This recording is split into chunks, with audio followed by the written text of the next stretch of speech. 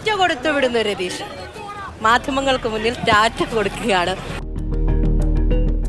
യാതൊരു കൂസലുമില്ലാതെ പോലീസ് ഉദ്യോഗസ്ഥർക്ക് മുന്നിലും കോടതിക്ക് മുന്നിലും മാധ്യമങ്ങൾക്ക് മുന്നിലും നിൽക്കുന്ന ഗോവിന്ദച്ചാമി എന്ന കൊടും കുറ്റവാളി, അയാൾക്ക് ഇപ്പോഴും ഒരു മാറ്റവും ഇല്ല എന്ന് എടുത്തു പറയുകയാണ്.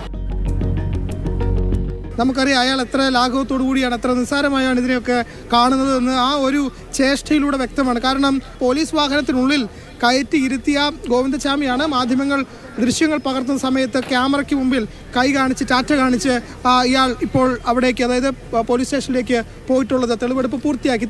ഈ കാലയളവിലുള്ള ജയിൽവാസം അയാൾക്ക് ഏതെങ്കിലും തരത്തിലുള്ള മാനസാന്തരം ഉണ്ടാക്കിയോ എന്ന ചോദ്യത്തിന് ഈ ഒറ്റ ദൃശ്യങ്ങൾ നിന്ന് മനസ്സിലാക്കാൻ സാധിക്കും ഒരു കൂസലുമില്ല. താൻ ഇനിയും, അതായത് ഹാബിച്വൽ ഒഫൻഡർ ആയതുകൊണ്ട് തനിക്കെന്തോ ലൈസൻസ് കിട്ടിയതുപോലെയാണ് ഗോവിന്ദച്ചാമി പെരുമാറുന്നത്. ആ ദൃശ്യമാണ് നമുക്ക് മുൻപിലേക്ക് വന്നത്.